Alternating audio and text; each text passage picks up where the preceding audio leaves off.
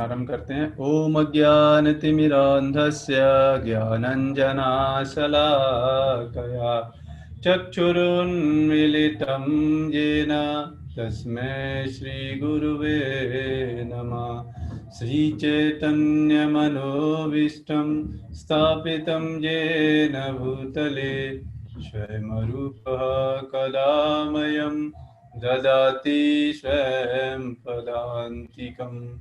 वन्देऽहं श्रीगुरो श्रीयुतापदकमलं श्रीगुरुन् वैष्णवां च श्रीरूपं साग्रजातं सहगण रघुनाथवितं तं सजीवं साधुवैतं सावधूतं परिजनसहितं कृष्णचैतन्यदेवं श्री राधा कृष्ण पादान सहगण ललिता श्री विशाखान्वितांश। हे कृष्ण करुणा सिंधु दीनबंधु जगतपते गोपेश गोपिका कांत राधा कांत नमोस्तुते। तप्त कांचन गौरांगी राधे वृंदावनेश्वरी वृषभानुसुते देवी प्रणमामि हरिप्रिये। वाञ्छाकल्पतरुभ्यश्च कृपा सिन्धुभ्येव च पतितानां पावनेभ्यो वैष्णवेभ्यो नमो नमः। जय श्री कृष्ण चैतन्य प्रभु नित्यानंद श्री अद्वैत गदाधर श्रीवासादि गौरभक्तवृंद। हरे कृष्णा कृष्ण कृष्णा हरे हरे हरे राम राम राम हरे हरे। हरे कृष्णा। तो आज के सेशन में आपका हार्दिक स्वागत। और आज हम डिस्कस करेंगे भगवद गीता के फर्स्ट चैप्टर के 8वें श्लोक के बारे में। और आज हम 2-3 चीज़ों के बारे में डिस्कस करेंगे। वॉरियर, हु इज वॉरियर, और लाइफ का वॉरियर कैसे बना जाए,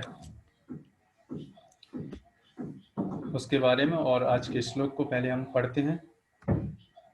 तो आज का श्लोक है Bhagavad Gita first chapter 8 verse. ये भी आज का श्लोक भी दुर्योधन बोल रहे हैं इसको, और ये किनको बता रहे हैं? द्रोणाचार्य को। भवान् भीष्मश्च कर्णश्च कृपश्च शमितिञ्जयः अश्वस्थामा विकर्णश्च सौमदत्तिस्तथैव च। दुर्योधन बोल रहे हैं कि मेरी सेना में स्वयं आप। पहले दुर्योधन ने क्या किया? पांडवों की सेनाओं के बारे में बताया। देखो कि क्योंकि कोई भी लड़ता है तो पहले कंपैरिजन करता है, पहले देख रहे हैं कि उनकी शक्ति कितनी है। द्रोणाचार्य को बताना, देखो उनकी शक्ति और हमारी शक्ति। वो ये बताना चाहते हैं दुर्योधन के कहीं ना कहीं हम उनसे शक्ति में आगे हैं, कंक्लूसिवली आगे। और 2-3 श्लोक पढ़ेंगे तो उससे पढ़ने से पता लगेगा।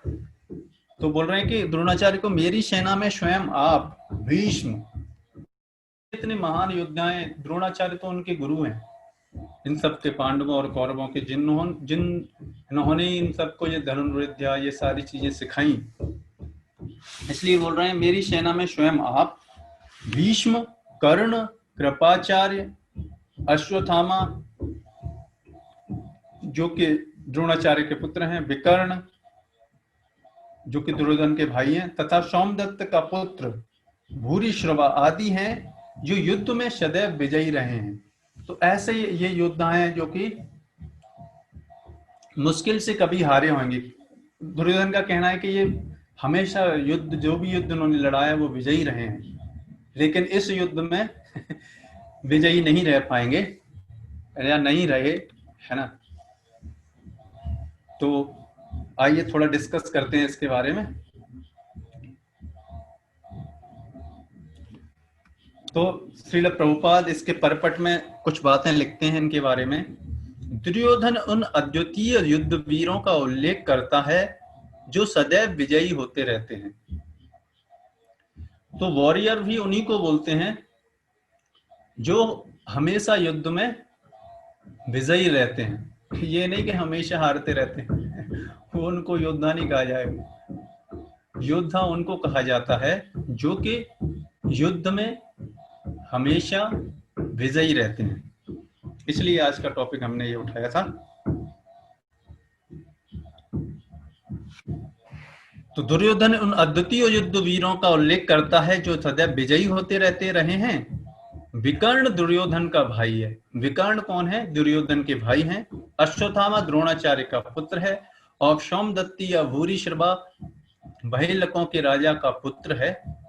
यानी इन योद्धाओं के बारे में बता रहे हैं। पहले भी, इनसे पहले भी कुछ योद्धाओं के बारे में बता चुके हैं।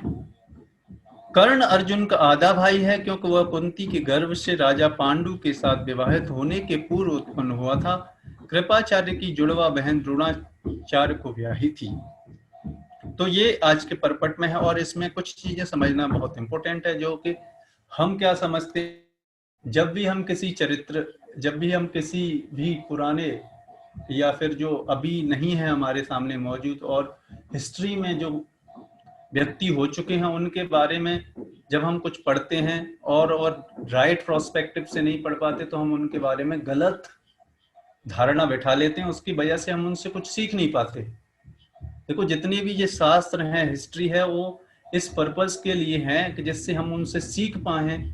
जिन्होंने अपनी लाइफ में मिस्टेक की वो मिस्टेक हम ना कर पाए, और जिन्होंने बड़ी आसानी से जीवन बिताया उनके रास्ते पर चल के हम भी अपने जीवन को सफल बना सकें। तो यहाँ पर जो कर्ण है, कर्ण भी कुंती का ही पुत्र है। तो उनके पीछे एक पूरी हिस्ट्री है, कैसे हुआ, क्या हुआ। तो पहले के समय की सारी घटनाओं को ध्यान में रखते हुए पहले के समय के रूल्स और रेगुलेशंस जब हमको पता होंगे और उनके बारे में पता होएगा, कुंती महारानी के बारे में पता होएगा, और तो सब सारा मतलब ओवरऑल पिक्चर जब हम देखेंगे तब समझ में आएगा कुंती महारानी की महानता। नहीं तो अभी अगर केवल एक एंगल से देखेंगे तो हमको लगेगा अरे ये हम आजकल के लोग जो प्रोस्टिट्यूट की तरह हम उनको ले सकते हैं। तो इसलिए हमको ना क्या करना चाहिए, इसलिए हमको बड़े जो जिन भक्तों ने इनको समझा है उनके माध्यम से समझना चाहिए।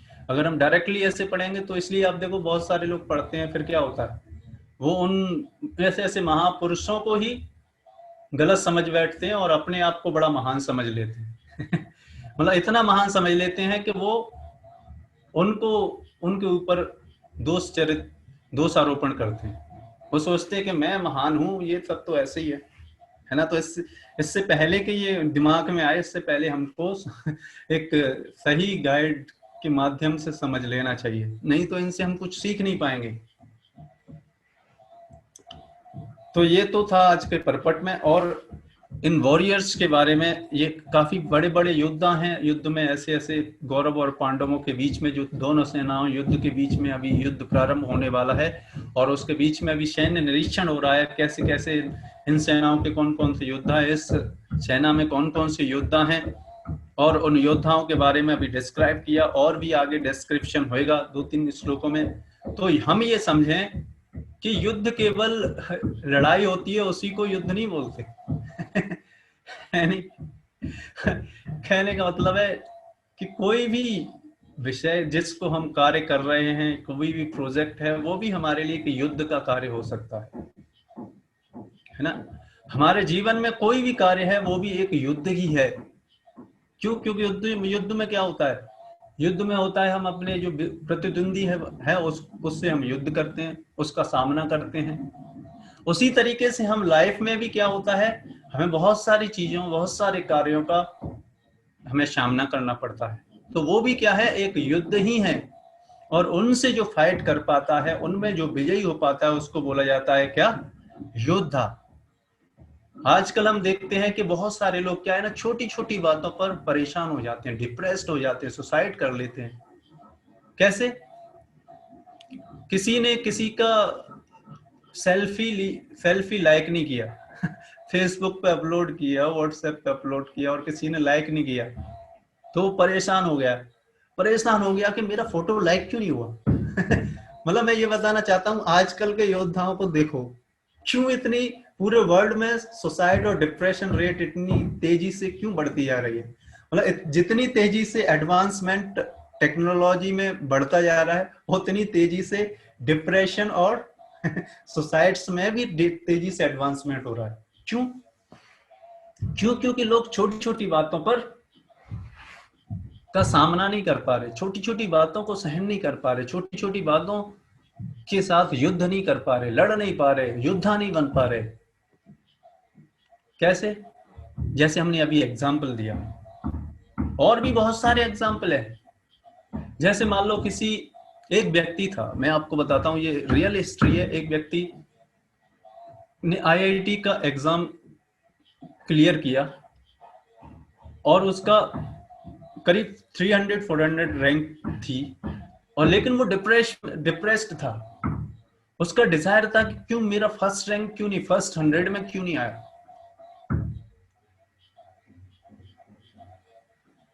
तो वो परेशान है किससे, कि उसका 400 बिलो क्यों है उसका रैंक।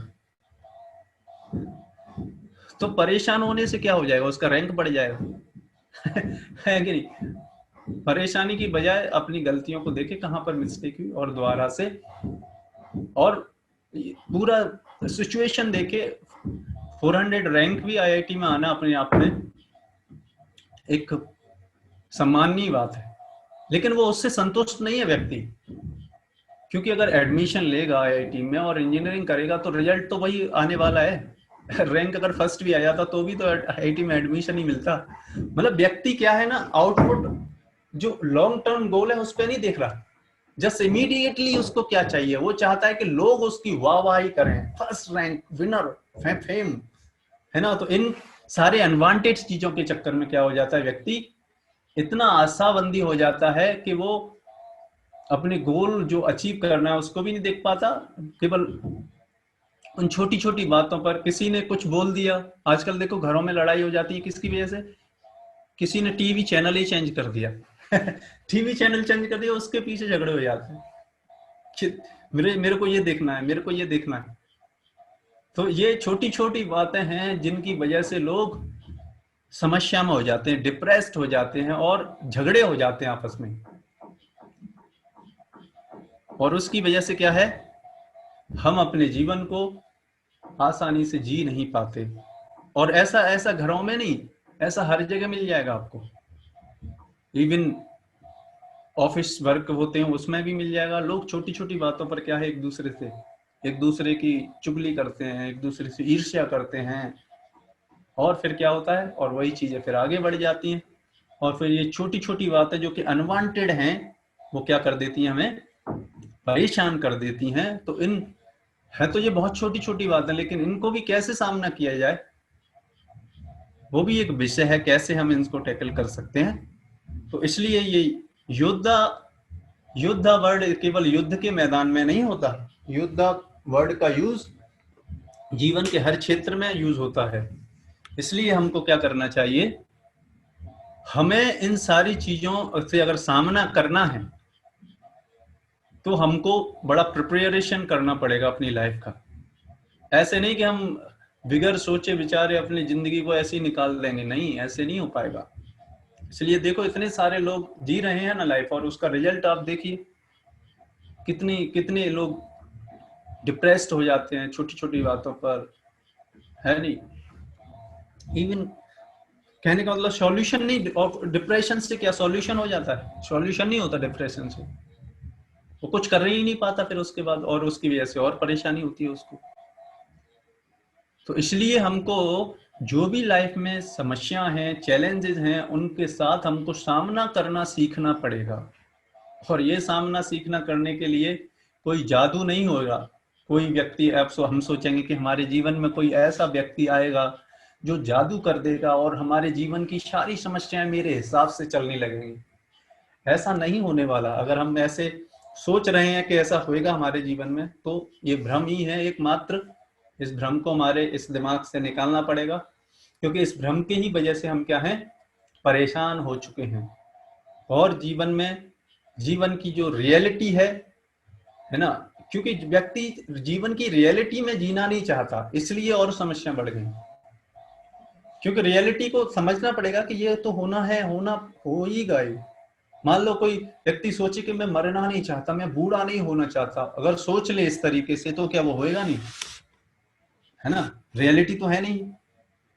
और फिर जब समय बढ़ेगा, एज होएगी 40+, 45+, 50+, तो क्या होगा, रिंकल्स फेस पे आएंगे, है ना, फिर क्या होगा, स्किन भी एकदम एकदम झुर्रियां आने लगेंगी स्किन पर, और फिर क्या होगा, और कहने मतलब बाल सफेद होने लगेंगे। अब कोई व्यक्ति सोचे कि मैं नहीं होना चाहता, तो क्या अब क्या किया जाएगा, अब वो इस तरीके से प्रोस्पेक्टिव बना लेगा। तो रियलिटी हमें को जीना पड़ेगा ना, रियलिटी, लाइफ का रियलिटी जानना पड़ेगा। तो बहुत सारे लोग बोलते हैं, आप लोग, प्रभु जी आप लोग क्या है ना, एक वक्त अभी कुछ दिन पहले मेरा डिस्कशन हो रहा था, बोल रहे थे प्रभु जी आप लोग डराते क्यों हैं इतना कि मृत्यु होएगा, बूढ़ा पड़ा आएगा। तो वो मूर्ख व्यक्ति को इतना नहीं समझ में आ रहा कि इसको डराना बोलते हैं। अगर कोई व्यक्ति राइट हैंड ड्राइव इंडिया में कर रहा है और उसको बोला जाए भैया आप लेफ्ट हैंड ड्राइव चलाओ, लेफ्ट राइट ड्राइव करो, नहीं तो आपको चालान हो जाएगा। तो अगर कोई व्यक्ति सोचे भैया आप डरा रहे हो मेरे को, वो ड्राइवर बोलेगा डरा रहे हो, तो क्या ये डराना है? ये तो रियलिटी फैक्ट बताना है उसको। हमें इसमें कोई व्यक्ति डराने पे ले जाए तो किसका गलती है, उसी मूर्ख व्यक्ति का परेशानी। और क्या होगा, अपनी मूर्खता की वजह से आगे चालान कर दिया जाएगा उसका, और फिर रियलिटी समझ ले, फिर अपनी मूर्खता पर पश्चाताप करना लगे। उसी तरीके से हम अपने जीवन में क्या है, इमेजिनरी वर्ल्ड में हम जी रहे हैं कि हम 4-5 साल में इतना बड़ा व्यक्ति बन जाएंगे, इतना सुंदर हो जाएंगे, ये साबुन लगाएंगे, ये क्रीम लगाएंगे, इतना सुंदर बन जाएंगे, खुशबू आएगी शरीर से, है ना, क्या इमेजिनरी वर्ल्ड में। और मूवीज देख के मूवी वर्ल्ड में और चले जाते हैं, और वहां पे किस किस किस की रियलिटी देखते हैं, जैसे जैसे वो एक्टर करेक्टर क्या करते हैं, जैसे जैसे हम भी करने लगते हैं। उसमें मान लो किसी ने बाइक खरीद ली और बाइक में ले जाके घूम रहे हैं आपस में, लेकिन रियलिटी में ऐसा नहीं होता, बाइक के लिए आपको पैसे खर्च करने पड़ेंगे। वहां पे एक्टर क्या होता है, किसी की बाइक छीनी और लेके चला गया, आप यहाँ रियल वर्ल्ड में किसी से छीनोगे 2 थप्पड़ मारेगा। है नहीं ऐसे तो। अब बड़ी समस्या क्या है, लोग उस मूवी को देख के अपनी लाइफ में उसे इंप्लीमेंट करने लगते हैं। ये और मूर्खता की बात है ना। आप देखो जाओगे उस एक्टर को अपनी रियलिटी में किस तरीके से रहता है ना। हम जो इमेजिनरी देख देख के हम इमेजिनरी वर्ल्ड में जीते जीते क्या हुए हैं, इमेजिनरी बन गए हैं। और जब कोई व्यक्ति लाइफ की रियलिटी बताता है तो हमको लगती है कड़वी, है ना, लगता है प्रभु जी डरा रहे हैं, आप डरा रहे हैं, क्या है, ये तो रियलिटी है। है ना। तो उसी तरीके से जो हमने डिस्कस किया, जन्म मृत्यु जरा व्याधि, ये हमारे जीवन में आनी आनी है, और दुख आनी आने हैं, क्योंकि सुख और दुख हमारी इंद्रियों पर डिपेंड करते हैं, तो आएंगे आएंगे। तो अगर कोई व्यक्ति अगर बोले कि हम आपके जीवन के सारे दुख खत्म कर देंगे, तो बड़ा अच्छा लगता है। हम क्या करते हैं, तुरंत उसको पैसे, वो बोले 1,000 रुपए आप दो, हम आपके जीवन की सारी समस्या खत्म कर देंगे। और जितने मूर्ख व्यक्ति होंगे क्या होंगे, 1,000 रुपए जमा कर देंगे और वो लेके भाग जाएगा। और फिर रोने लगेंगे, है ना, और वो उसकी वजह से एक और दुख बढ़ गया। है ना। तो इस तरीके से हमारे जीवन में क्या है, रियलिटी में जब तक हम नहीं जिएंगे तब तक हम लाइफ का योद्धा नहीं बन पाएंगे। ये बहुत इंपॉर्टेंट है। हमने ये, क्योंकि अभी तक हम इमेजिनरी वर्ल्ड में जीते जीते बिल्कुल इमेजिनरी हो गए हैं, इसलिए थोड़ा रियलिटी, लाइफ की रियलिटी को देखें, इन भगवत गीता शास्त्रों को पढ़ के देखें, तब पता चलेगा what is the reality of life. और जैसे ही रियलिटी दिखती है तो व्यक्ति पहले तो जिया नहीं, फिर क्या डरता है उससे, तो उसका सामना कब कर पाएंगे, पहले रियलिटी तो हम समझें लाइफ की। तो रियलिटी जब तक लाइफ की नहीं समझेंगे तब तक व्यक्ति योद्धा नहीं बन सकता, किसी भी विषय में, ना पढ़ाई में, ना बिजनेस में, किसी भी फील्ड में। युद्ध जीतने की बात तो बहुत दूर है, युद्ध का सामना भी नहीं कर पाएंगे। इसलिए तो आप देखो सामना ही नहीं कर पाते लोग, डरते हैं, फिर सुसाइड करते हैं। क्यों सुसाइड व्यक्ति क्यों करता है, क्योंकि उनके उसके अंदर लोगों से बात करने की क्या है, हिम्मत नहीं है। इसलिए व्यक्ति सुसाइड करता है ना। सुसाइड व्यक्ति करता है, उसके पास सॉल्यूशन नहीं है समस्याओं के। तो इसलिए अगर मैं जीवन का योद्धा बनना है, जीवन में अगर हमें जीवन में सक्सेसफुल जीना है लाइफ को और इमेज, तो इसके लिए हमको सबसे पहले रियलिटी में आना पड़ेगा। Reality, fact of the matter में जीना पड़ेगा, है ना। ये नहीं बोल सकते कि और आप हमको इस जीवन में ऐसे ऐसे लोग मिल जाएंगे, क्योंकि हमको क्या है, हम जैसे जैसे जीवन में हमको जो जो चीजें हमको अच्छी लगने लगती हैं उन्हीं को हम फॉलो करने लगते हैं बस। अगर हमको जहर अच्छा लग रहा है तो हमको जहर ही अच्छा लगेगा है कि नहीं। चोर को चोर लोग ही पसंद आएंगे, जिनको शराब अच्छी लगती है वो उनको शराबी लोगों के साथ रहना अच्छा लगेगा, है नहीं।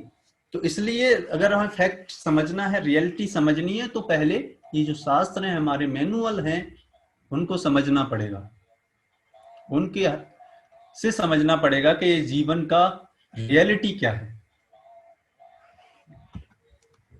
तब कहीं हम आगे पाएंगे। और इन रियलिटी को कैसे समझ सकते हैं, तब हम अगर ये रियलिटी, इसलिए ये देखो, ये 3 पॉइंट बहुत इंपॉर्टेंट है लाइफ में, इनके बारे में समझना, वो भी रियलिटी समझना। पहले लाइफ की रियलिटी क्या है, तो लाइफ की रियलिटी कौन बता पाएगा, जिस व्यक्ति ने लाइफ दी है। ये नहीं, अभी कुछ दिन पहले ही एक व्यक्ति बोल रहा कि ये जीवन तो नथिंग से उत्पन्न हुआ है, नथिंग। हमने उनसे बोला कि तो फिर आप खा पी क्यों रहे हो, फिर क्यों पहन रहे हो, क्यों परिवार के साथ रह रहे हो, अगर नथिंग ही सब कुछ है तो फिर नथिंग करो फिर आप है नहीं। इस तरीके की फिलॉसफी लाइफ में लोग अपना लेते हैं। तो पहले रियलिटी ऑफ लाइफ को समझिए, समझना पड़ेगा लाइफ की रियलिटी क्या है। और लाइफ की रियलिटी कौन व्यक्ति बता पाएगा, जिस व्यक्ति ने लाइफ दिया है। हम अपने हिसाब से नहीं बना सकते लाइफ की रियलिटी, अपने हिसाब से बनाते बनाते ही तो इस तरीके से सिचुएशन हो गई है कि हम है मैमने की तरह लाइफ जी रहे हैं, योद्धा नहीं बन रहे, एक मैमने की तरह जी रहे हैं। हाँ कुछ हो गया इमेजिनरी वर्ल्ड में जीते जीते। तो फर्स्ट, अगर हमें जीवन का योद्धा बनना है तो क्या करना पड़ेगा, जीवन की रियलिटी में जीना पड़ेगा। और जीवन की रियलिटी में जीने के लिए जीवन के बारे में रियलिटी पता करना पड़ेगा, भगवत गीता, इन शास्त्रों को पढ़ के। नेक्स्ट, फिर जब हम जीवन के बारे में समझ जाएंगे तो फिर हमें अपने जीवन का उद्देश्य भी समझना पड़ेगा। ये सारा आप देखो, सारी चीजें घुमा फिरा के वहीं पे आ जाती हैं। जब तक हमारे जीवन का उद्देश्य क्लियर नहीं होएगा, कल भी हमने डिस्कस किया था, वो लीडर ही नहीं बन सकता। लीडर और योद्धा क्या है, एक ही तरीके की बात है, उसमें कोई डिफरेंस थोड़ी है।